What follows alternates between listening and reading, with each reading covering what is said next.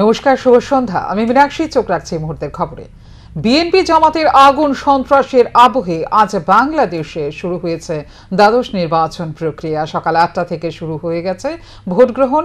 এদিন সকালেই রাজধানী ঢাকার সিটি কলেজ কেন্দ্রে ভোট দিয়েছেন প্রধানমন্ত্রী ও আওয়ামী লীগ সভাপতি শেখ হাসিনা। ভোট দিয়েই তার হুঙ্কার, বিএনপির হরতালের তালে জনগণ নাচে না। রবিবার সকাল ৮টা নাগাদ ঢাকার সিটি কলেজ কেন্দ্রে ভোট দেন প্রধানমন্ত্রী হাসিনা। তার সঙ্গে ছিলেন ঢাকা ১০ আসনের প্রার্থী চিত্রনায়ক ফিরদৌস আহমেদ। সিটি কলেজ কেন্দ্রটি ঢাকা ১০ আসনের মধ্যে। এদিন হাসিনার সঙ্গে তার মেয়ে শায়না ওয়াজেদ, বোন শেখ রেহানা ও ছেলে রাদওয়ান মুজিবও ছিলেন। ভোট দিয়ে বেরিয়ে হাসিনা বলেন, জনগণের ওপর আমার বিশ্বাস আছে, আওয়ামী লীগের প্রতীক নৌকার জয় হবে।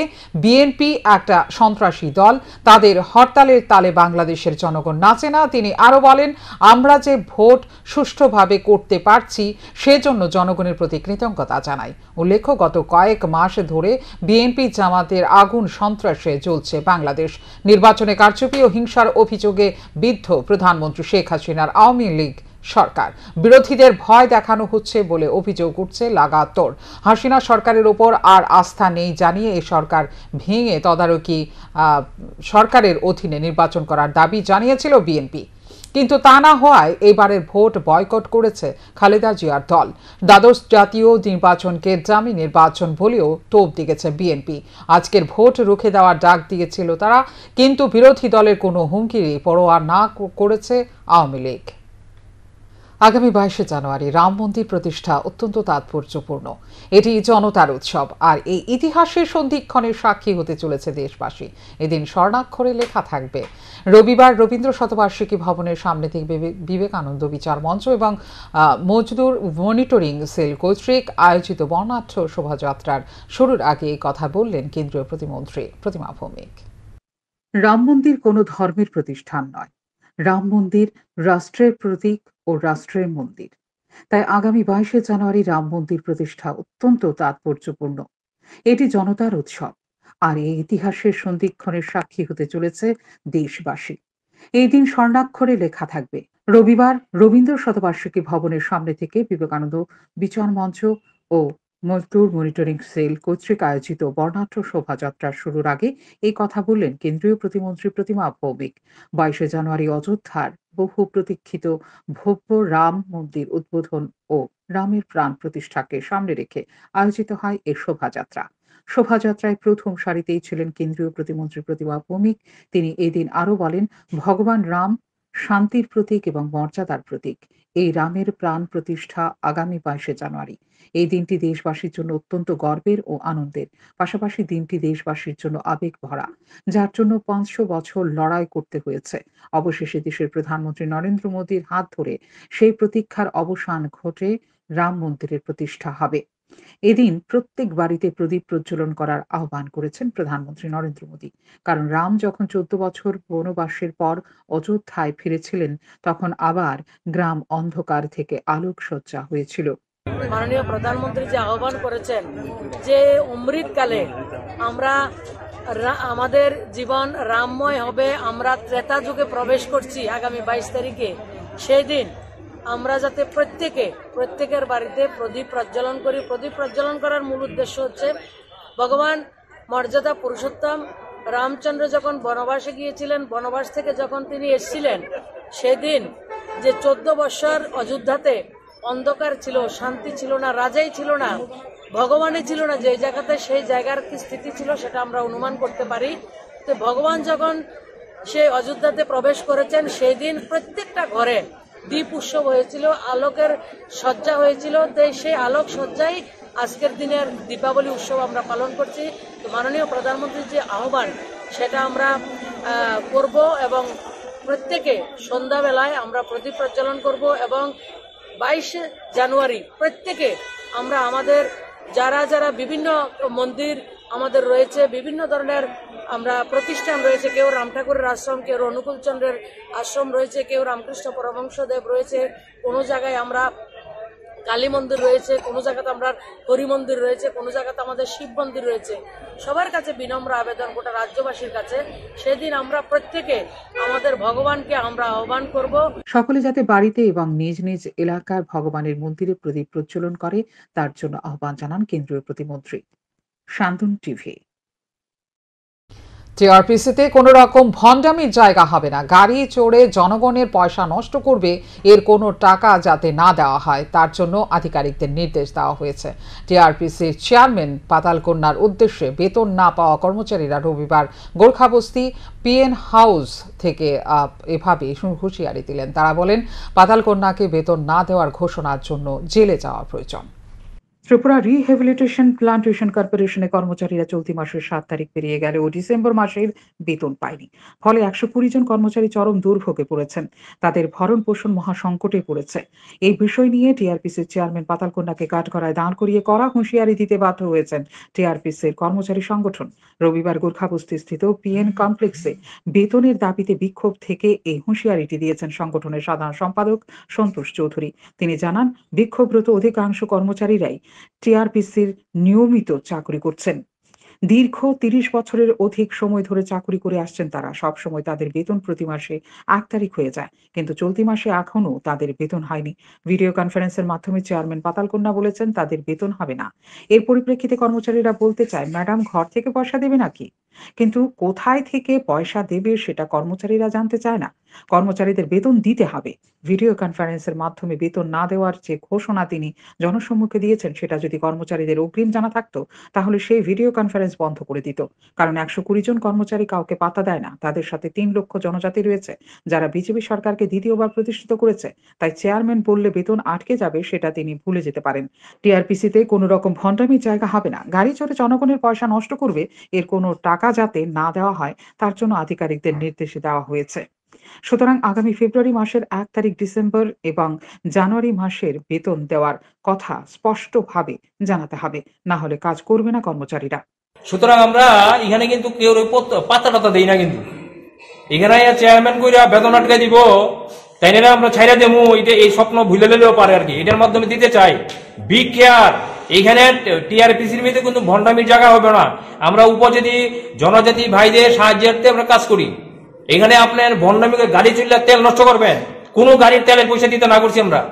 আমাদের বেতন দেও, তারপরে ল্যাটেক্সের টাকা দিবা না, দেখো ল্যাটেক্সের পেমেন্ট আমরা করতাম না। ল্যাটেক্সের রাবার কিনা হয়, রাবারে কিনা হয়, পেমেন্ট করা হয়। পেমেন্ট কে করবে? আমরা করবো। আমরা আজকাল সিদ্ধান্ত নেবো, আমরা ল্যাটেক্স পেমেন্ট করবো না। আগে বেতন, আমার আগে পয়সা না করে আমি কাজ করবো না, ডিউটি করবো না। সবাইকে আমি বলে দেবো আজকে যে করে করো, যে যদি কেউ যদি ভিতরে মিল থাকে করো, কিন্তু আমাদের পয়সা লাগবে 1 তারিখ। এবং এই মতে যদি সবাই থাকে, আমরা ইউনাইটেড হয়ে আমরা প্রতিবাদ করব এবং আমরা 1 তারিখের বেতন লাগবো। আমরা 2 তারিখ বেতন নেবো না। আর আজকে যে বেতন হয়েছে না, এই বেতন আমরা লাগে না। আগামী মাসে 1 তারিখে 2 মাসের বেতন এবং হইব, তারপরেই কথা। পাশাপাশি এদিন তারা স্পষ্ট বলেন, অযথা পয়সা নষ্ট করা হচ্ছে টিআরপিসিতে চেয়ারম্যান পাতালকন্যা। প্রয়োজনে ছাড়া অর্থ ব্যয় হচ্ছে। সুতরাং কর্মচারীর পেটে ব্যথা দিয়ে তিনি এনজয় করবে, সেটা কোনোভাবেই মেনে নেওয়া হবে না। কারণ এই বিষয়টা সরকারের ভাবমূর্তি নষ্ট করার জন্য করা হচ্ছে। এবং এই বিষয় নিয়ে প্রদেশ বিজেপির সভাপতি রাজীব ভট্টাচার্যের কাছে গেলে তিনিও বলে দেন লড়াই করার জন্য। তাই তারা লড়াই করার সিদ্ধান্ত নিয়েছে বলে জানান কর্মচারীরা। আমাদের টাকা, বেতনের টাকা আসে না আসে আমরা তো জানি না। আমাদের সঙ্গে কখনো জানায়ও না তারা যে বেতনের ক্রাইসিস, টাকার ক্রাইসিস আছে। খরচাপাতি কি করতেছে? অনেক খরচাপাতি করতেছে তারা। 2টা 3টা গাড়ি চলতেছে, অ্যাটেন্ডেন্স আছে, কি দরকার আছে এসবগুলা খরচ? এই খরচ টাকা নষ্ট হইতেছে আমাদের। আমরা হিসাব চাবো এগুলা। কর্মচারী পেটে ব্যথা দিয়ে আপনি এনজয় করবেন, এটা হইতো না। এখানে টিআরপিসি তো হইতো না।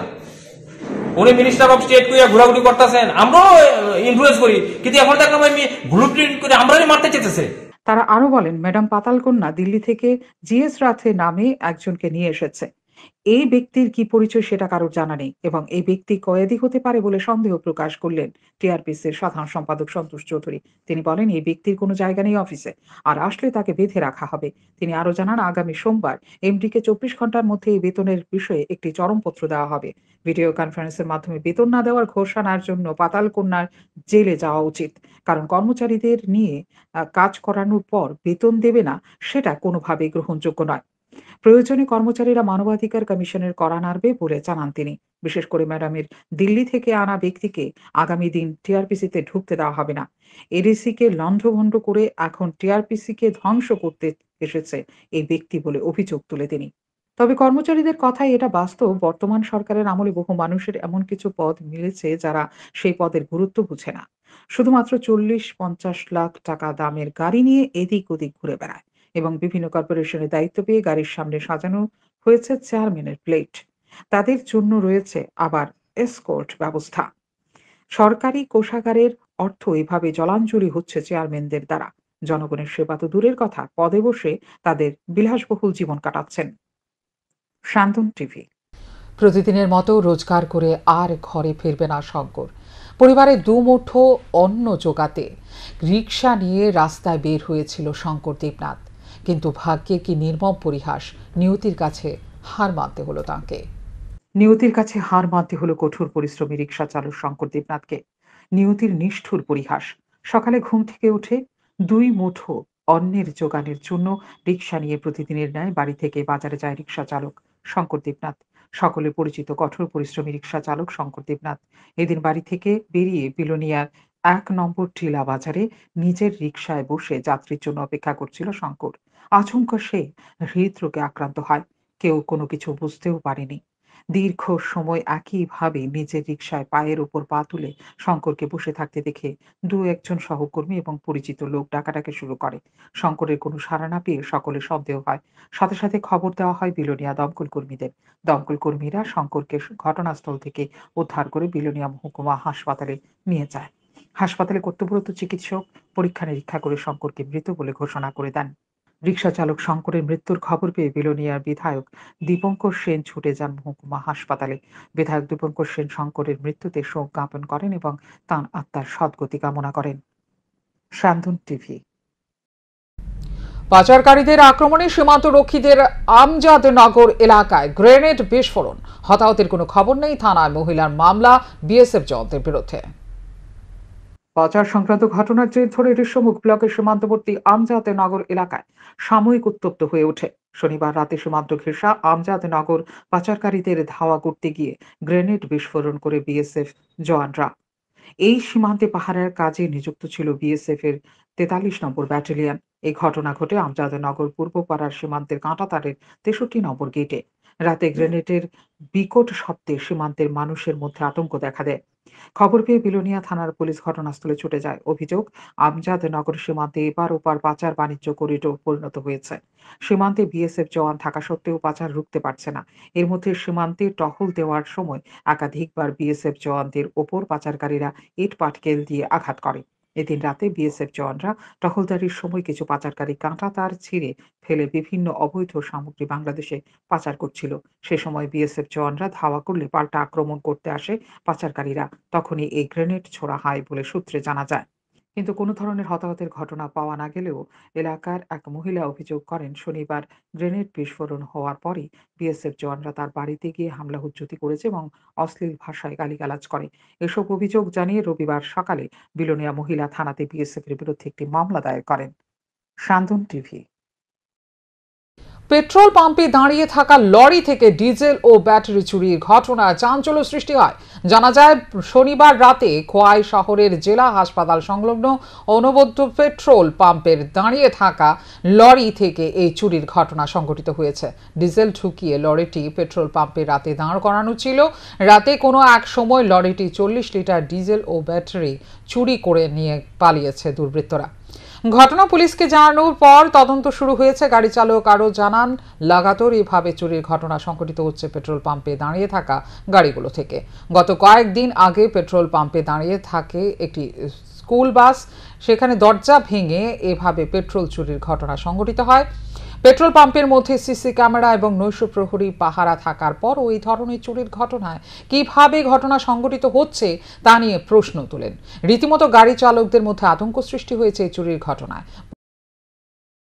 এই লিয়া মনে হয় 100 দফা এখানে চুরি হয়েছে। প্রায় দিনে কি এরকম চুরি হইতেছে? প্রায় দিন বলতে ধরেন না, মোটামুটি মাসে 2-1 বার তো চুরি হয়। কই রাখছেন গাড়িটা? গাড়ি তো এখানে আমরা অনবদ্য পেট্রোল পাম্প যেটা কয়েক। সিসি সিসি ক্যামেরা আছে, নাইট গার্ড আছে, নাইট গার্ড থাকা সত্ত্বেও, সিসি ক্যামেরা থাকা সত্ত্বেও এই লিয়া মনে হয় 100 দফা এখান থেকে চুরি হয়েছে। ব্যাটারি তেল ট্যাঙ্কি খালি করে তেল ঢালে জায়গা ব্যাটারি নিয়ে যায়। অবিলম্বে বকেয়া 26% মহার্ঘ ভাতা প্রদান করা, সপ্তম কেন্দ্রীয় বেতন কমিশনের সুপারিশ অনুযায়ী রাজ্যের শিক্ষক কর্মচারীদের বেতন ভাতা প্রদান করা সহ মোট 14 দফা দাবিতে রবিবার ত্রিপুরা সরকারি কর্মচারী ফেডারেশন গণ অবস্থানে সামিল হয়। রাজধানীর পোস্ট অফিস চৌমুহনীতে তারা বিক্ষোভ দেখায়। উপস্থিত ছিলেন সংগঠনের সভাপতি শান্তি রঞ্জন দেবনাথ, মহাসচিব প্রদীপ ভৌমিক সহ সংগঠনের অন্যান্য নেতৃত্ব। তারা বর্তমান কর্মচারীদের বিভিন্ন দাবি দেওয়া এই দিন কর্মসূচি থেকে তুলে ধরেন।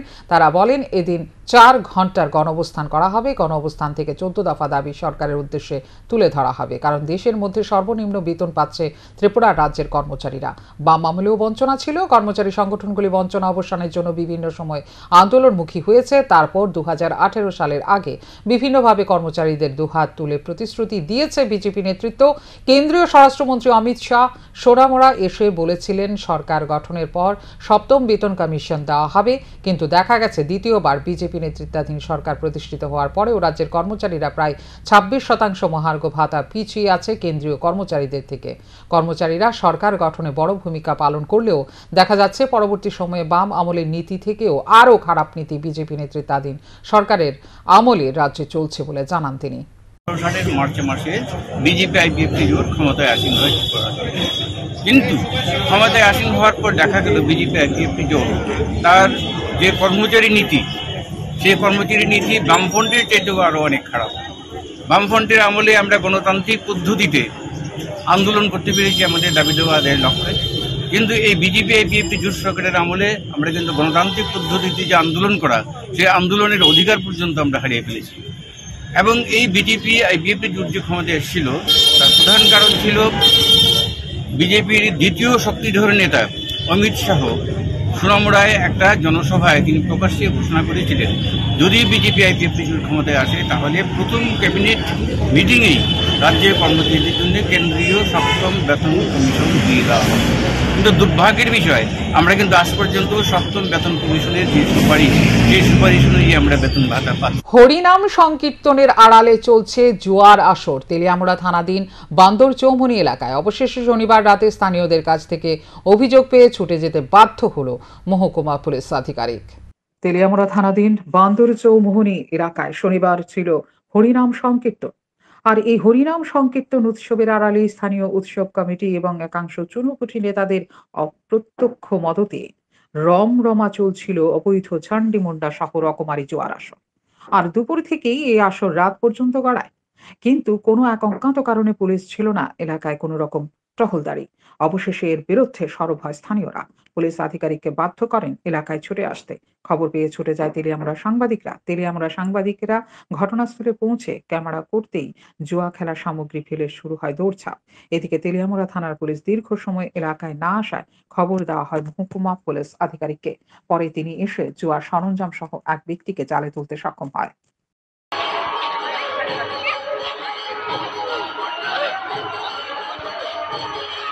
নাম কিটা তোমার? নাম কিটা তোমার? নাম কিটা? আমি তো দেখলো নামে কত কইরা কত কইরা টিকেট? জানি না, ওইটা ওই যে ওই আসলে তাই না। এলো কিটা চলতেছে? আমি ওই জায়গায় বসি, আমরা হ্যাঁ কেমনে কত কইরা খেলাইতেছো? আমি তো জায়গা জড়িত না। মেলার ভিতরে কি এর জোয়া? আর এর ভিতরে কীর্তন চলতেছে নি? হ্যাঁ এটা তো দাদা আমি ডাক দাও, লোকের কাটা আছে, ডাক দাও। হ্যাঁ হ্যাঁ হ্যাঁ যাওয়া করে দাঁড়াও। এদিকে স্থানীয়দের ধারণা থানাকে ম্যানেজ করে চলছিল লটারির আড়ালে এই জুয়া খেলার আসর। তাই পুলিশ টহলদারি করতে আসেনি এবং এলাকাবাসীর কাছ থেকে খবর পেয়েও ঘটনাস্থলে পৌঁছায়নি। শান্দন টিভি। প্রবাদ আছে, চোরের 7 দিন আর গৃহস্থের 1 দিন। এই প্রবাদটি মিলে গেল রবিবার আমবাসা মহকুমা অন্তর্গত জলবাড়ি কমলাছড়া এলাকায়। এদিন সকালে এলাকার লোকজন সন্দেহভাজন এক যুবককে আটক করে সে এক রাস্তা দিয়ে বারবার যাতায়াত করতে দেখে এলাকাবাসীর সন্দেহ হয়। পরবর্তী সময় তাকে পাকড়াও করে স্থানীয় লোকজন তার কাছ থেকে 4টি ব্যাটারি উদ্ধার করে। জানা যায় এই ব্যাটারিগুলো পাশে থাকা বিএসএনএল অফিসের। স্থানীয়রা সাথে সাথে খবর দেয় আমবাসা থানায়। ঘটনাস্থলে ছুটে আসে আমবাসা থানার পুলিশ। পরবর্তী সময়ে ব্যাটারি সমেত এই যুবককে আমবাসা থানায় নিয়ে যাওয়া হয়। ওই যুবকটি নেশা আসক্ত ছিল জানিয়েছেন এলাকার লোকজন। জানা যায় এই যুবকের বাড়ি আমবাসা থানাধীন লালছড়ি এলাকায়। বাড়ির ভিতরে দাঁড়া রয়েছি, আমরা ক্ষেতের কিনারে দেখলাম একজন লোক, অচেনা লোক আইলো গেল নদীর পারে। তাই না একটা বস্তা ভিতরে দেখলাম ভারী জিনিস, 2-3 বার নিছে। 3 বার নেওয়ার পরে 4 বার মাঝে আমরা, আমার বড় ভাই, আমরা সব মিলে বলছি যে এত ভারী জিনিস কিটা নিব, নিশ্চয়ই আমরা অচেনা মানুষ, সেটা আমরা চিনি এই গ্রামের না, একটু আগে আগে দেখি। দেখার পরে আইলাম, বড় ভাই গরুলি আইলো, আমি আইলাম লগে, নামাইলাম। নামার পরে দেখলাম বস্তা ভিতরে ব্যাটারি কই নিবা, আমার একজন টমটম ড্রাইভার কইছে রাস্তাতে দিতাম, আমি রাস্তাতে নিয়ে দিয়ে আসি। টমটম ড্রাইভার কোনান কইছে তোমরা বাঙালি, ওই দিকেগুলো আছে নীল টমটম ড্রাইভার, ওইখানে আমরা আসামের ক্যাম্প বেড়ানো পারি। যাই না টমটম ড্রাইভার, আমি নাম চিনি না, ব্যাটারি দেখছি না, যত হ্যাঁ চিনে এ কইতে পারবো কেনা। এরা বলে আরো বিগত 2-3 দিন করছে। অত আমরা টমটম দেখছি ওই খাতে আইয়ে 2-3 দিন, আমরা তো ভাবছি টমটম আইয়ে বোধ অন্য কামের লেগে চিন্তা করিনি। এরা বিগত আর 2-3 দিন ধরে টমটম ড্রাইভার লিয়ে চুরি করছে বোধ। শান্তিরবাজার বিধানসভা এলাকার 13 জন নেতৃত্ব সহ 45 জন ভোটার রবিবার বিভিন্ন দল ত্যাগ করে কংগ্রেস দলে যোগদান করে। প্রদেশ কংগ্রেস ভবনে এক যোগদান সভার মধ্য দিয়ে নবাগতদের কংগ্রেস দলে বরণ করে নেন প্রদেশ কংগ্রেস সভাপতি আশিস কুমার সাহা। উপস্থিত ছিলেন প্রাক্তন মন্ত্রী মনীন্দ্র রিয়াং সহ অন্যান্যরা। কংগ্রেস দলে যোগদান করা ভোটাররা মূলত বিজেপি, সিপিআইএম ও তিপ্রামথা দল ত্যাগ করে কংগ্রেস দলে যোগদান করেছে।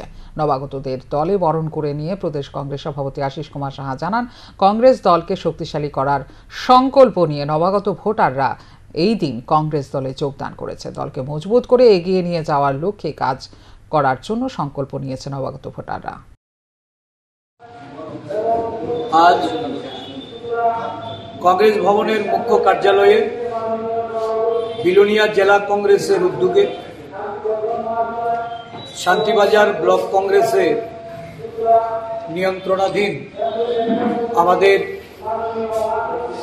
আদিবাসী নেতৃত্ব শ্রী মনীন্দ্র রিয়াং এবং ছিলিম রিয়াং, ওনারা আমাদের দলে 13 পরিবারের 45 জন ভোটারকে আজকে সামিল করেছেন। ত্রিপুরা প্রদেশ কংগ্রেস তাদের স্বাগত জানাচ্ছে, অভিনন্দন জানাচ্ছে। রবিবার উদয়পুর রমেশ স্কুল মাঠে রাধাকিশোরপুর মণ্ডলের যুব মোর্চার উদ্যোগে রঞ্জিত সিংহ রায় স্মৃতি প্রাইজ মানি এক নকআউট ক্রিকেট টুর্নামেন্ট শুরু হয়। এদিন সকালে উদয়পুর রমেশ স্কুল মাঠে প্রদীপ জ্বালিয়ে এর সূচনা করেন মন্ত্রী প্রণজিৎ সিংহ রায়। এছাড়াও উপস্থিত ছিলেন বিধায়ক অভিষেক দেবরায়, উদয়পুরের পুরপিতা শীতল মজুমদার সহ রাধাকিশোরপুর মণ্ডলের যুব মোর্চার নেতৃত্বরা। উপস্থিত অতিথিরা প্রয়াত রঞ্জিত সিংহ রায়ের প্রতিকৃতিতে পুষ্পার্ঘ্য করে শ্রদ্ধা জানান। পরে মন্ত্রী বক্তব্য রেখে বলেন, খেলাধুলোর মধ্যে দিয়ে ভ্রাতৃত্ব বোধ তৈরি হয়। খেলাধুলার সাথে যুক্ত থাকলে শরীর ভালো থাকে। প্রয়াত রঞ্জিত সিংহ রায় প্রকৃত অর্থে একজন জনদরদী ছিলেন। তিনি মানুষের জন্য কাজ করতেন বলে জানান তিনি। খেলা শুরুর আগে মন্ত্রী প্রণজিৎ সিংহ রায় বল করে খেলার সূচনা করেন আর ব্যাট করেন উদয়পুর পুর পরিষদের চেয়ারম্যান শীতল মজুমদার। এই খেলাকে কেন্দ্র করে উদয়পুরবাসীদের মধ্যে এদিন উৎসাহ উদ্দীপনা লক্ষ্য করা যায়। স্বভাবত মানুষের স্বাভাবিক দৈনন্দিন জীবনের সঙ্গে সঙ্গে, দৈনন্দিন কার্যক্রমের সঙ্গে সঙ্গে তাদের রেসপন্সিবিলিটি বাকি সবকিছুর সঙ্গে কিছু একটা অন্যতম কিছু সঙ্গে যুক্ত থাকতে হয়। খেলাধুলা এমন একটি জিনিস যার মাধ্যমে যে একের সঙ্গে অপরের একটা সম্পর্ক তৈরি করা, একটা হিংসা বিদ্বেষ থেকে দূরে সরে থাকা এবং একে অপরকে একটা আন্তরিক একটা সম্পর্কের মধ্যে সৃষ্টি করা, এটা একমাত্র মাধ্যম। মেলাঘর ইন্দিরানগর লাল মিয়া চৌমুহনী সংলগ্ন এলাকায় জমি নিয়ে লেনদেন ঘিরে দুই পক্ষের মধ্যে রক্তক্ষয়ী সংঘর্ষ, আহত 5 জন। জমি নিয়ে লেনদেন ঘিরে দুই পক্ষের মধ্যে রক্তক্ষয়ী সংঘর্ষ, আহত 5 জন। ঘটনা মেলাঘর ইন্দিরানগর লাল মিয়া চৌমুহনী সংলগ্ন এলাকায়। ঘটনার বিবরণে জানা যায় ৩ বছর আগে থেকে মেলাঘর ইন্দিরানগরের ৮ নম্বর ওয়ার্ডের বাসিন্দা মানিক ভূঁইয়া একই ওয়ার্ডের বাসিন্দা আবুল কালাম ভূঁইয়ার কাছে জমির ২ লক্ষ টাকা পাওনা। মানিক ভূঁইয়ার অভিযোগ, আবুল কালাম ভূঁইয়া এই ৩ বছর ধরে শুধু তারিখ আর তারিখ দিয়ে যাচ্ছেন, কিন্তু টাকা দিচ্ছে না। মানিক ভূঁইয়া আবুল কালাম ভূঁইয়াকে কোনো একটি দোকানের সামনে আবুল কালাম ভূঁইয়াকে ডেকে বলে টাকা দেওয়ার জন্য। তখন আবুল কালাম ভূঁইয়া তার ছেলেদেরকে ফোন করে টাকা নিয়ে আসার জন্য বলে। তখন গাড়ি করে তার ছেলেরা এসে মানিক ভূঁইয়ার ওপর আক্রমণ করতে থাকে বলে অভিযোগ। এতে করে উভয় পক্ষের ৫ জন আহত হয়, তবে সবচেয়ে বেশি আহত হন মানিক ভূঁইয়া। অপরদিকে আবুল কালাম ভূঁইয়ার ছেলে অভিযোগ, মানিক তার বাবাকে টাকার জন্য অশ্লীল ভাষায় গালিগালাজ করেছে। আমার কাছে টাকা পাবো তারা 2 লাখ, ঠিক আছে, আমরা বলছি ঠিক আছে আমরা জায়গা বেচে কেন দিয়ে তোরা টাকা দিয়ে দিব, ঠিক আছে। তারপরে আমার বাবুর আটকে কোদাল দিয়ে আসার দিয়ে ফিটবো। কার কথা কইতেছে? মানিক মিয়া। মানিক বাড়ি কোন জায়গা? বাড়ি ইন্দ্রনগর। আচ্ছা আচ্ছা। লগে আছে জাহাঙ্গীর হোসেন আর সুমন মিয়া। ঘটনাটা কোন জায়গা হইছিল? ঘটনাটা হয়েছে কুন্দ্রাঘাটের রাস্তার মাথা, এখানে লাল মিয়া সুমনে। মানে কি লিয়া ভেজালটা আপনার সাথে? ভেজালটা বলতে চাই আমরা গাড়িতে নামছি, আমরা কোদাল লইছে কোদাল দিয়ে বাড়ি দিয়েছে মানিক মিয়া। এদিকে ইট দিয়ে বাড়ি দিছে, এরপরে আমার বউ বাড়ি দিছে, এরপরে হাতে এদিকে ইতান দিয়ে কোদাল লইছে যে কোদাল ইতান লাগে। কেন মানে? সুতরাং অভিযোগ এবং পাল্টা অভিযোগে বর্তমানে উভয় পক্ষ মেলাঘর থানায় লিখিতভাবে মামলা দায়ের করে। এখন দেখার বিষয় তদন্তে কি বের হয়ে আসে। শান্তন টিভি। গোপন খবরের ভিত্তিতে এনসি নগর বিওপির বিএসএফ ও পুলিশ যৌথ অভিযান চালায়। এনসি নগরে এবং দুর্গাপুর বর্ডার এলাকা থেকে বেআইনি পেঁয়াজ এবং চিনির বস্তা উদ্ধার করতে সক্ষম হয়। এদিন পাচারের আগে মোট ৮৮ বস্তা চিনি এবং ১১ বস্তা পেঁয়াজ উদ্ধার করে বাজেয়াপ্ত করা হয় বলে জানায় পুলিশ, যেগুলো পাচারের উদ্দেশ্যে অবৈধভাবে মজুত করা ছিল বলে প্রশাসনের কাছে খবর। পুলিশ চেষ্টা করছে এই ঘটনার সাথে যারা জড়িত তাদের জালে তোলার। আজকে গোপন খবরের ভিত্তিতে এনসিনগর বিওপির বিএসএফ সহ সোনামুড়া থানার staff SI Jagabandhu Debnath, SI Jayanta Das সহ একটা স্পেশাল অভিযান আমরা করি বর্ডার এলাকাতে। ওই এলাকাতে আমরা অভিযান চালিয়ে টোটাল ৮৮ বস্তা চিনি এবং ১১ বস্তা পেঁয়াজ উদ্ধার করি, যেগুলি পাচারের জন্য মজুদ ছিল বলে আমাদের কাছে খবর ছিল। এবং এই বিষয়ে আমাদের তদন্ত চলছে। যারা এই অবৈধ কাজের সঙ্গে যুক্ত আছে তাদের বিরুদ্ধে আমরা আইনানুগ ব্যবস্থা গ্রহণ করিব। আসন্ন লোকসভা নির্বাচনের আগে প্রতিটি রাজ্যের কংগ্রেসের শাখা সংগঠনগুলোকে আরও বেশি শক্তি সমৃদ্ধ করার পরিকল্পনা গ্রহণ করল সর্বভারতীয় কংগ্রেস কমিটি। রবিবার সর্বভারতীয় কংগ্রেস কমিটির সাধারণ সম্পাদক কেসি বেণুগোপাল এক বিবৃতিতে ৩ রাজ্যে এনএসইউআই এর সভাপতি বদল করলেন। এই ৩টি রাজ্য হল রাজস্থান, ত্রিপুরা এবং উত্তরপ্রদেশ পূর্ব। এনএসইউআই এর ত্রিপুরার সভাপতি নির্বাচিত হল স্বরূপ কুমার শীল। রাজস্থানের এনএসইউআই এর নবনির্বাচিত সভাপতি হয়েছেন বিনোদ জাখার। উত্তরপ্রদেশ পূর্ব এনএসইউআই এর সভাপতি নির্বাচিত হয়েছেন ঋষভ পান্ডে। দীর্ঘদিন ধরে উদয়পুর মাতাবাড়ি বিধানসভার অন্তর্গত ২ নম্বর ফুলকুমারী বন্দুয়ার এলাকার বাসিন্দা নারায়ণ চন্দ্র দে নিজ বাড়িতে বসবাস করে আসছিলেন। তার বাড়ির জমি দখল করার জন্য পাশের বাড়ির শান্তনু পাল সহ আরো কয়েকজন মিলে নানা ধরনের চক্রান্ত করছে বলে জানান নারায়ণ চন্দ্র দে। তিনি একজন অবসরপ্রাপ্ত কর্মচারী, বয়স আনুমানিক ৬৫। রবিবার সকালে বাড়ির পাশে শান্তনু পাল, মানিক পাল, প্রদীপ পাল এবং দিলীপ পাল মিলে নারায়ণ চন্দ্র দেকে ইট দিয়ে মাথায় আঘাত করে বলে জানান নারায়ণ চন্দ্র দে। পরে নারায়ণ চন্দ্র দেকে গোমতী জেলা হাসপাতালে নিয়ে গেলে কর্তব্যরত চিকিৎসক তাকে প্রাথমিকভাবে চিকিৎসার পর শল্য বিভাগে ভর্তি করেন। এই ঘটনায় এলাকায় সাধারণ নাগরিকদের মধ্যে ক্ষোভ তৈরি হয়। দোষীদের কঠোর শাস্তির দাবি জানানো হয় এলাকাবাসীর পক্ষ থেকে। জায়গার ব্যাপার নিয়ে ব্যাপারটা হচ্ছে আমার যে পাশের বাড়িটা তারা কিন্তু দেখা ব্যবসায়ী, আমার ডাইরেক্ট অভিযোগ দেয় তার সাথে আমি থাকতাম, আমার যা কিছু আছে তারা বুক করতো। এটি কি নাম আপনার? নারায়ণ চন্দ্র। কোন জায়গা বাসা? ফুলকুমারী ২ নং ফুলকুমারী বন্ধু। আজকে কি আপনার মারছে? হ্যাঁ, আমি আমার জায়গা দেখেছি। জায়গা সম্মত বিষয় নিয়ে? হ্যাঁ। মানে ইট দিয়ে আমার ইয়ে করে মারছে। কে কার নাম যে কি তারা? শান্তনু পাল। শান্তনু পাল? হ্যাঁ। একজনই না? না, শান্তনু পাল, মানিক পাল, দিলীপ পাল, প্রদীপ পাল, চারজন। আপনার নামটা? নারায়ণ চন্দ্র। কি করেন আপনি? এই তো আমি রিটায়ারমেন্ট আছে। মানে জায়গা সম্মত বিষয় নিয়ে আজকে মারধর করছে? হ্যাঁ, জায়গা সম্মত। মাটির নিচে চাপা পড়ে মৃত্যু জামিল হোসেন নামে এক শ্রমিকের। গুরুতরভাবে আহত হয়ে মৃত্যুর সাথে পাঞ্জা লড়ছে অপর শ্রমিক জাবির হোসেন। উভয়ের বাড়ি কালাগাঙের পার গ্রাম পঞ্চায়েতের ৩ নম্বর ওয়ার্ডে। জানা যায় জাবির ও জামিল কদমতলা থানাধীন কালাগাঙের পাড়ের গ্রাম পঞ্চায়েতের সংলগ্ন আমতলা ৪ নম্বর ওয়ার্ড এলাকার বাসিন্দা আব্দুল হকের বাড়ির পাশেরই টিলা কেটে রাজনগরের একটি ইটভাটার জন্য গাড়িতে মাটি লোডিং করছিল। আচমকা মাটি ধসে পড়ার ফলে দুজনে মাটি চাপা পড়ে যায়। ঘটনার খবর পেয়ে প্রেমতলা দমকল বাহিনীর কর্মীরা ঘটনাস্থলে ছুটে গিয়ে দুইজনকে উদ্ধার করে কদমতলা প্রাথমিক স্বাস্থ্যকেন্দ্রে নিয়ে যায়। কিন্তু হাসপাতালে কর্তব্যরত চিকিৎসক পরীক্ষা নিরীক্ষার পর জামিল হোসেনকে মৃত বলে ঘোষণা করে দেয়।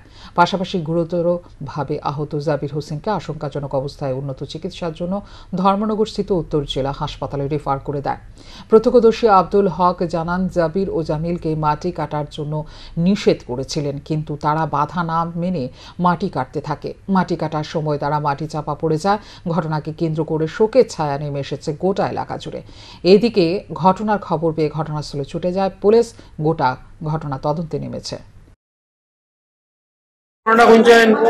আমি তো বাড়িতে আসলাম, শুনছি এদিকে বাড়ির নিচে ঢুকে গেছে গিয়া, এরপরে দৌড়ে আইসি আইয়া গেছে, মানে গেছে গিয়া আনছি। এরপরে অনেক তারা গাড়ি থেকে লোড করার পরে মনে করেন চিল্লা এনে মৃত্যু কুচি বার করার পরে মানুষ সমস্ত চিল্লাই খাওয়ার পরে একটা লগে লগে মনে হলো এটাও মারা গেছে। আর আমার বাতির তার নাম জাবির হোসেন, বাড়ি হলো কলাঙ্কের পাশ ৩ নম্বর ওয়ার্ডে। কোন জায়গাতে মাটির কাজ করতে গিয়েছিল? মাটির কাজ করতে গিয়েছে আমতলা বাজারে আব্দুল হকের বাড়ি। আব্দুল হাসার বাড়িতে? আব্দুল হকের বাড়িতে। আব্দুল হকের বাড়িতে। আচ্ছা আচ্ছা। আর ড্রাইভার হলো নুরুল ড্রাইভার। আচ্ছা। তারা কিন্তু টিল্লা কাটিয়া মাটি নিয়ে গাড়িতে উঠাইতেছে? টিল্লা কাটিয়া এরপরে ডাইরেক্ট আইয়া মনে করো সম্পূর্ণ উপর বান্ধি আইয়া সম্পূর্ণ তারারে একদম পুরা গ্রাহ করিয়া তারারে একদম জীবন শেষ করে দিতে। যে মারা গেছে এর নাম কেটা? যে মারা গেছে তার নাম হইল গিয়া স্বামী বিবেকানন্দের ১৬২তম জন্মজয়ন্তী উপলক্ষে উত্তর বাধারঘাট স্থিত স্বামী বিবেকানন্দ ক্লাবের উদ্যোগে ৭ দিনব্যাপী নানান কর্মসূচি হাতে নেওয়া হয়। রবিবার এক অনুষ্ঠানের মধ্য দিয়ে এই ৭ দিনব্যাপী কর্মসূচির সূচনা করা হয়। অনুষ্ঠানে উপস্থিত ছিলেন আগরতলা পুর নিগমের মেয়র দীপক মজুমদার, পুর নিগমের দক্ষিণ জোনের চেয়ারম্যান অভিজিৎ মল্লিক, কাউন্সিলর শম্পা সরকার চৌধুরী সহ অন্যান্যরা। অনুষ্ঠানে বক্তব্য রাখতে গিয়ে নিগমের মেয়র দীপক মজুমদার বলেন, স্বামী বিবেকানন্দের চিন্তা ভাবনা ও দিশা বর্তমান সময়েও প্রাসঙ্গিক। স্বামী বিবেকানন্দ মানব সেবার কথা বলেছিলেন, সেই মন্ত্রকে পাথেয় করে বর্তমানে মানুষ এগিয়ে যাচ্ছে। যুব সমাজের অনুপ্রেরণা স্বামী বিবেকানন্দ। স্বামীজির দর্শনে আমাদের সরকার চলছে, সরকারের কাজ চলছে। সত্যি কথাই স্বামীজি যেটা আজকে এত বছর আগে ভেবেছিলেন যে আমাদের ভারতবর্ষ কোথায় যাবে, ভারতবর্ষে কী করা উচিত, ভারতবর্ষের যুব সমাজে কী কী কর্তব্য বা আমাদের কী চিন্তা ভাবনা থাকা উচিত, সেবামূলক কাজে সেবাকে কীভাবে মানুষের কাজে পৌঁছানো যায়, সেক্ষেত্রে কিন্তু আমাদের সরকার, কেন্দ্রীয় সরকার সেই দিশাতেই স্বামীজি যেটা স্বপ্ন দেখেছিলেন, যেটা ভেবেছিলেন ভারতবর্ষ নিয়ে জগৎ সবাই শ্রেষ্ঠ হবে, ভারতবর্ষ কর্মে সমস্ত দিক থেকে ভারতবর্ষ একটা জায়গায় যাবে পৃথিবীতে, যেখানে ভারতবর্ষ এটা পরিচালনা করে পৃথিবীকে, সেই জায়গায় কিন্তু আমাদের প্রধানমন্ত্রী নরেন্দ্র মোদীজি কিন্তু নিয়ে যাচ্ছে। 2 বছরের শিশুকন্যার মৃত্যু হলো ট্রিপার গাড়ির চাপায়। ঘটনা বিলোনিয়া থানাধীন চিত্তামারা এলাকায় সাউথ ত্রিপুরা ব্রিক্স ইন্ডাস্ট্রিজ ভাট্টার মধ্যে ঘটনাটি ঘটে। গাড়ির নম্বর TR05E1809। ঘটনাকে ঘিরে এলাকায় চাঞ্চল্যের সৃষ্টি হয়েছে। নিহত শিশুর নাম সোনালী কুমারী, বাড়ি রাঁচি। শিশুটি মারা যাওয়ার পর শিশুটির মা, বাবা সহ অন্যান্য শ্রমিকরা শিশুটিকে নিজ ঘরের মধ্যেই লুকিয়ে রাখে। হাসপাতালে নিয়ে যেতে চাইছিল না তারা। ঘটনার খবর পেয়ে ছুটে আসে বিলোনিয়া থানার পুলিশ। এই ঘটনায় ভাট্টাতে শ্রমিকদের মধ্যে সামান্য উত্তেজনা তৈরি হয়েছে। ঘটনা শনিবার বিকেল 4টা হলেও রাত 9টা পর্যন্ত শিশুটিকে পুলিশ উদ্ধার করতে পারেনি। অবশেষে শিশুটি উদ্ধারের জন্য ছুটে আসে মহকুমা পুলিশ আধিকারিক অভিজিৎ দাস। জানা যায় 2 বছরের শিশুটিকে ভাট্টার মধ্যে ফেলে রেখে মা ভাট্টার পাশে জমিতে মাছ ধরতে যায়। মা বাবার অনুপস্থিতিতে শিশুটি দুর্ঘটনায় পড়ে। রবিবার ময়না তদন্ত শেষে শিশুর দেহ পরিবারের হাতে তুলে দেওয়া হয়। শিশুকন্যা সোনালী কুমারীর মৃত্যুতে শোকের ছায়া নেমে আসে। অ্যাকচুয়ালি আমরা অফিসে আসছিলাম, ঠিক আছে।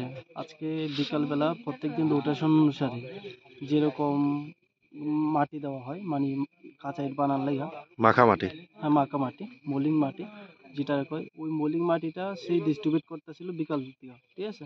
সেই মোতাবেক এদিক দিয়া গাড়ি এই কোরিয়ার মধ্যে মাটি দেওয়ার লাগে গাড়ি আইতেছিল। এই জায়গার মধ্যে আইতে এই যে টার্নিং, এই টার্নিং এর মধ্যে বাচ্চাটা কিরকম জায়গা আসলো আমরা তো কইতে পারি না, আমরা অফিসে আসছিলাম। বাচ্চাটা কিভাবে জানি পিছনে চাকার মধ্যে মাথা লাগে গেছে, যার কারণে মাথাটা ডিউজ হয়ে গেছে, মারা গেল।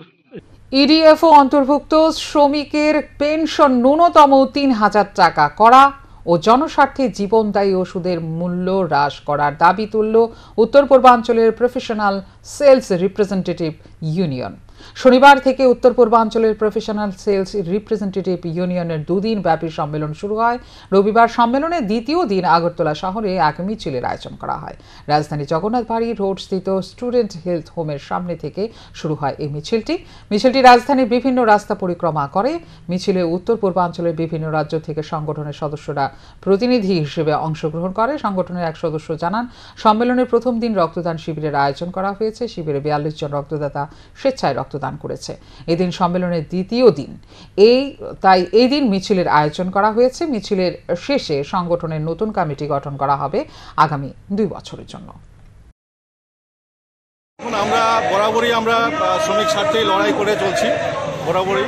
তো এই বছর যেটা এটা আমাদের হচ্ছে আপনার 31তম বার্ষিক সম্মেলন। আমরা সবসময় শ্রমিক স্বার্থেই লড়াই করি। এই বছর যেটা আমরা নিয়েছি যে দ্বিপাক্ষিক বৈঠক, সরকার আমাদের সাথে, ভারত সরকার আমাদের সাথে বসুক ত্রিপাক্ষিক বৈঠকে, যেখানে আলাপ আলোচনার মাধ্যমে আমরা শ্রমিকের ক্ষেত্রে আমরা একটা উন্নতিমূলক একটা আমরা সিদ্ধান্তে গিয়ে উপনীত হতে পারি। তাতে আমার ভারত সরকারেরও উপকার হচ্ছে, শ্রমিক স্বার্থে উপকার হচ্ছে। আমরা দাবি রাখছি আমাদের পেনশন যেটা মেডিকেল রিপ্রেজেন্টেটিভ এবং সেলসের ক্ষেত্রে আমরা যেটা বরাবরই দেখে থাকি 1000 টাকা আমাদের পেনশন, সেখানে আমাদের একটা দাবি থাকছে সেটা 1000 থেকে বাড়িয়ে এটা 3000 টাকা পর্যন্ত পেনশনের। খড় বোঝাই গাড়িতে আচমকা অগ্নিকাণ্ডের ঘটনা সংঘটিত হয় রবিবার। ঘটনার জেরে গাড়িতে মজুদ খড় পুড়ে নষ্ট হয়ে যায়। যদিও দমকল কর্মীদের প্রচেষ্টায় রক্ষা পায় সিএনজি পরিচালিত গাড়িটি। অল্পের জন্য রক্ষা পায় গাড়ির চালক। ঘটনাটি ঘটেছে রবিবার বেলা 2টো নাগাদ খোয়াইয়ের পশ্চিম গনকি গ্রাম পঞ্চায়েতের বিমানবন্দর সংলগ্ন এলাকায়। ঘটনার বিবরণে জানা যায়, পশ্চিম গনকি এলাকা থেকে TR061727 নম্বরের একটি সিএনজি পরিচালিত মালবাহী অটোগাড়ি খড় বোঝাই করে যাচ্ছিল অন্যথায়। পশ্চিম গনকি বিমানবন্দর সংলগ্ন রাস্তার মোড় নিতে গিয়ে রাস্তার পাশে ঝুলন্ত বৈদ্যুতিক তারে সাথে গাড়ির ওপরে থাকা খড় সংস্পর্শে আসে। ফলে আচমকাই গাড়িতে থাকা খড়ে দাউ দাউ করে আগুন ধরে যায়। তখন গাড়ি চালক গাড়িটি নিয়ে যায় বিমানবন্দরের মাঠে। এলাকাবাসীর সাথে সাথে দমকল কর্মীদের খবর দেয় এলাকাবাসীরা, তারা এসে আগুন নিয়ন্ত্রণে আনে। অফিসে কল আইছে পশ্চিম গনকি মধ্যে গাড়ির মধ্যে আগুন লাগছে, বন আসলো, এটার মধ্যে আমরা কল পাইয়া ছুটে দেখছি। ঘটনাটা ঠিক হয়ে সত্যি আমরা দেখছি আগুন নিবাইছি। আগুন নিবে আমরা অনেক মালিকের নাম লইছি, এর কতটা লস হয়েছে এটা লইছি। মালিকের নাম কি গাড়ির? যুবরাজ দাস। গাড়ির এমনি কিরকম ক্ষতি হয়েছে? কতটুকু এর ক্ষতি হয়েছে? গাড়ির ক্ষতি হয়েছে 40,000 টাকা ক্ষতি হয়েছে। গাড়িতে কি বন ছিল? হ্যাঁ, গাড়ির ভিতরে কি বন ছিল? গাড়ির ভিতরে বন আসলো। মানে ওই রাস্তার পাশে তার ইলেকট্রিকের তার থেকে আগুনটা লাগছে। হ্যাঁ, এর থেকে আগুন লাগছে এই কথায়। ট্রেন থেকে নামতে গিয়ে পড়ে গুরুতর আহত এক মহিলা, বর্তমানে ধর্মনগর হাসপাতালে চিকিৎসাধীন। আহত মহিলার নাম আনন্দবাজারের জ্যোৎস্না দেববর্মা। জানা যায়, ধর্মনগর দমকলের এক কর্মী জানান তারা খবর পান ধর্মনগর রেল স্টেশনে এক মহিলা আহত অবস্থায় পড়ে রয়েছে। সেই মোতাবেক তাঁরা ধর্মনগর রেল স্টেশনে ছুটে যান এবং আহত মহিলাকে উদ্ধার করে ধর্মনগর জেলা হাসপাতালে নিয়ে যান। আহত মহিলার নাম জ্যোৎস্না দেববর্মা, বাড়ি আনন্দবাজার এলাকায়। ধর্মনগর রেল স্টেশনে একটি ট্রেন থেকে নামতে গিয়ে পড়ে যান এই মহিলা। অফিসে একটা ফোন আয়, রেল স্টেশনে একজন লোক রেল থেকে পড়ে গেছে। আমরা যাই গিয়ে তাই এখান থেকে রিকভারি করে করে আনে হসপিটাল। নাম জ্যোৎস্না দেববর্মা, আনন্দবাজার বাড়ি। কোন রেল থেকে? রেলটা তো ছেলের বাড়িতে বেড়াতে আসা বাবার মৃতদেহ উদ্ধার ছড়ার জল থেকে। জানা যায়, দক্ষিণ কলমচৌড়া আদর্শ কলোনি এলাকায় ছেলে মিঠুন বিশ্বাসের বাড়িতে শনিবার বিকেলে সাবরুম থেকে বেড়াতে আসেন বাবা নিতাই বিশ্বাস। ছেলের বাড়িতে বেড়াতে এসে এলাকায় হরিনাম সংকীর্তনে যাওয়ার নাম করে ছেলের বাড়ি থেকে বেরিয়ে যান। রাতে তিনি আর ছেলে মিঠুন বিশ্বাসের বাড়িতে ফিরে যাননি। রাতের বেলা ছেলে সহ পরিবারের লোকজন অনেক খোঁজাখুঁজি করেন, কিন্তু নিতাই বিশ্বাসের কোনো হদিশ পাওয়া যায়নি। এরই মধ্যে রবিবার সকালে দক্ষিণ কলমচৌড়া আদর্শ কলোনি এলাকায় রাস্তার উপর থাকা কালভার্টের নিচের জল থেকে নিতাই বিশ্বাসের মৃতদেহ উদ্ধার হয়। মৃতদেহ উদ্ধারের খবর পেয়ে ঘটনাস্থলে ছুটে আসে নিতাই বিশ্বাসের পরিবারের লোকজন। তারপর খবর দেওয়া হয় পুলিশকে। পুলিশ ঘটনাস্থলে এসে মৃতদেহ উদ্ধার করে ময়নাতদন্তের জন্য হাসপাতালে নিয়ে যায়। মৃত নিতাই বিশ্বাসের ছেলে সাংবাদিকদের মুখোমুখি হয়ে জানান, রাতের বেলায় হরিনাম সংকীর্তনের থেকে বাড়িতে ফিরে আসেননি নিতাই বিশ্বাস। তিনি আরও জানান, নিতাই বিশ্বাস মদ্যপান করতেন। ধারণা করা হচ্ছে মদ্যপান করার ফলে জলে পড়ে মৃত্যু হয়েছে তাঁর। আপনার কি হয় বাবা? কিভাবে মারা গেছে জানছেন নি? জলে পড়ে কালকে রাত্রে বাড়িতে আছে না, সন্ধ্যার সময় আইছিল, আয়া কইছে কীর্তনে যাইব। এখন কীর্তন তো একবার আইছিল 8টা সাড়ে 8টার দিকে, আয়া বাড়িতে গেছে না, এইদিকে আয়া হচ্ছে এবার বাড়িতে গেছে না। আমরা পূজাপুজি করছি রাত্রে, আর পাইছি না। এখন আপনার কি মনে হয়, কি নিজে মৃত্যু হয়েছে নাকি কেউ? না না, নিজে নিজে জলে পড়ে গেছে, সন্দেহ হয়নি কারণ? না না, নেশা টেশা করতো না? হ্যাঁ। কোন সময় ঘটনাটা করছে? এটা করছে কালকে রাত্রি, কালকে রাতে বাড়িতে আছে, এরপরে আজকে সকালে আমরা দেখছি এই অবস্থা। কে দেখছে এটা? এটা দেখছে আমার একটা দাদা। এটা কোন জায়গা? দক্ষিণ কলমচৌড়া আদর্শ কলোনি। শ্রী শ্রী বাবামণি এবং শ্রী শ্রী মামনির শুভ জন্ম মাস উপলক্ষে রবিবার আগরতলা হরিওম অযাচক আশ্রমে মধ্য আগরতলা আঞ্চলিক অখণ্ড সংগঠনের উদ্যোগে এক মেগা রক্তদান শিবিরের আয়োজন করা হয়। এই রক্তদান শিবিরে প্রধান অতিথি হিসেবে উপস্থিত ছিলেন ত্রিপুরা হাইকোর্টের বিচারপতি অরিন্দম লোধ। এছাড়াও শিবিরে উপস্থিত ছিলেন ত্রিপুরা সম্মিলিত অখণ্ড সংগঠনের সাধারণ সম্পাদক দীপক কুমার নন্দী, দক্ষিণ আগরতলা আঞ্চলিক অখণ্ড সংগঠনের সম্পাদক প্রদীপ কুমার ভৌমিক, উত্তর আগরতলা আঞ্চলিক অখণ্ড সংগঠনের সম্পাদক দিলীপ কুমার দেবনাথ, ত্রিপুরা সম্মিলিত অখণ্ড সংগঠনের কার্যকরী সভাপতি ধ্যান জ্যোতি কর সহ অন্যান্যরা। এদিন ভক্তরা স্বেচ্ছায় রক্তদান করেন। রক্তদান শিবিরে বক্তব্য রাখতে গিয়ে ত্রিপুরা হাইকোর্টের বিচারপতি অরিন্দম লোধ বলেছেন, রক্তদান হলো মহৎদান। অনেক সংকটাপন্ন রোগীদের রক্তের প্রয়োজন হয়, আর সঠিক সময় রোগীদের রক্ত দিতে না পারলে অনেক সময় মৃত্যুর কোলে ঢলে পড়ে রোগীরা। তাই সকলকে রক্তদানে এগিয়ে আসতে তিনি আহ্বান জানান, পাশাপাশি এই দিনে রক্তদাতাদের শুভেচ্ছা জানান। রক্তদান একটি মহৎ কাজ, আমরা সবাই জানি। একজনের রক্ত 3 জন মানুষকে বাঁচাতে পারে। আজকে এবং এই কাজে আমি এখনকার বর্তমান যুগের যুব সম্প্রদায়ের কাছে আহ্বান রাখবো, ওনারা যাতে এগিয়ে আসেন। কতগুলো আমার নজরে পড়েছে, কতগুলো সংস্থা, একটা কি ব্লাড বলে একটা সংস্থা আছে, অনেক মেম্বার আছে এখানে। আমি খবর নিয়ে দেখলাম আমাদের রাজ্যের অনেক যুবক যুবতীরা ওই সংস্থার সাথে যুক্ত। রবিবার ত্রিপুরা কেমিক্যাল সোসাইটি পরিচালিত সেট এবং কেট পরীক্ষা অনুষ্ঠিত হয়। ত্রিপুরার বিভিন্ন মহকুমায় 16টি সেন্টারে পরীক্ষা অনুষ্ঠিত হয়। প্রায় 6000-এর অধিক ছাত্রছাত্রী এই পরীক্ষায় অংশ নিয়েছে। পরীক্ষার মূল উদ্দেশ্য হল ছাত্রছাত্রীদের মধ্যে কেমিস্ট্রি সম্পর্কে উৎসাহ বৃদ্ধি করা। মোট 3টি বিভাগে পরীক্ষা অনুষ্ঠিত হয়। এদিন এই পরীক্ষাটি আগরতলায় শিশুদের স্কুলে অনুষ্ঠিত হয়। আগরতলায় মোট 1600 জন ছাত্রছাত্রী এই পরীক্ষায় অংশগ্রহণ করেছে। উপস্থিত ছিলেন ত্রিপুরা কেমিক্যাল সোসাইটির সভাপতি ডক্টর ভবতোষ সাহা, প্রাক্তন সচিব পার্থসারথী ঘোষ সহ অন্যান্যরা। ত্রিপুরা কেমিক্যাল সোসাইটি পরিচালিত সেট অর্থাৎ সায়েন্স অ্যাপটিটিউড টেস্ট, ক্যাট অর্থাৎ কেমিস্ট্রি অ্যাপটিটিউড টেস্ট বিভাগের বিভিন্ন স্কুলের ছাত্রছাত্রীরা আজ আমাদের সারা ত্রিপুরাব্যাপী 16টি সেন্টারে পরীক্ষায় অংশগ্রহণ করছে প্রায় 6000-এরও বেশি ছাত্রছাত্রী। রবিবার দুপুরে ভারতীয় জনতা পার্টি খোয়াই জেলা কার্যালয়ে রাজ্য যুব মোর্চার প্রদেশ সভাপতি তথা বিধায়ক সুশান্ত দেব যান পুষ্পস্তবক এবং উত্তর দিয়ে বরণ করে নেন খোয়াই মণ্ডল সভাপতি সুব্রত মজুমদার, ভারতীয় জনতা পার্টি যুব মোর্চার খোয়াই জেলা সভাপতি মানিক দেবনাথ, যুব মোর্চা খোয়াই মণ্ডল সভাপতি সত্যজিৎ পাল, বিজেপি খোয়াই জেলার সাধারণ সম্পাদক সবীর দাস সহ অন্যান্যরা। যুব মোর্চার প্রদেশ সভাপতি তথা বিধায়ক সুশান্ত দেব বলেন, যুব মোর্চার সাংগঠনিক বৈঠকে অংশগ্রহণ করতে তিনি এসেছেন। যুব সংগঠনই হলো যে কোনো রাজনৈতিক দলের মূল ভিত। বুথ স্তর পর্যন্ত সংগঠনকে আরও শক্তিশালী ও মজবুত করার জন্য আগামী দিনে লক্ষ্য থাকবে। আপনারা সকলে জানেন, গত 4-5 দিন আগে প্রদেশ কমিটির পদাধিকারী এবং বিভিন্ন মোর্চার সভাপতি নতুন করে নিযুক্তি করা হয়েছে। সেই সুবাদে আমাকে যুব মোর্চার প্রদেশ সভাপতির দায়িত্বভার অর্পণ করা হয়েছে। তো আজকে আমি খোয়াই জেলায় এখানে সাংগঠনিক বৈঠকে মিলিত হয়েছি খোয়াই জেলা অফিসে। এখানে আমাদের সংগঠনের বিভিন্ন স্তরের বিভিন্ন মণ্ডলের কার্যকর্তারা এবং আমাদের জেলা কমিটির যুব মোর্চার কার্যকর্তারা উপস্থিত আছেন এবং জেলা এবং মণ্ডলের পদাধিকারীও আছেন। বার্তা একটাই, যুব সংগঠন হলো যে কোনো রাজনৈতিক দলের মূল ভিত এবং বুথ স্তর পর্যন্ত আমরা সংগঠনকে আরও সুদৃঢ় ও মজবুত করার জন্য আমাদের লক্ষ্য থাকবে। আমরা সকল স্তরের যুবককে নিয়ে আমাদের সংগঠনকে আরও বেশি সুদৃঢ় মজবুত করব। প্রয়াত বিধায়ক সুরজিৎ দত্তের আত্মার সদ্গতির জন্য সাত রামনগর এলাকার মুসলিম ধর্মাবলম্বীরা সুরজিৎ দত্তের বাসভবনে গিয়ে দোয়া করলেন। সুরজিৎ দত্ত এলাকার দীর্ঘদিনের বিধায়ক ছিলেন। সমস্ত ধর্মাবলম্বী মানুষকে তিনি নিজের করে নিতেন। সরকারের সমস্ত সুযোগ সুবিধা তাদের মধ্যে দলমত নির্বিশেষে সুষ্ঠুভাবে বিতরণ করতেন। এতে সুরজিৎ দত্ত একদিন এলাকার সুনুদা আবার কারোর কাছে সেবক নামে পরিচিত লাভ করে।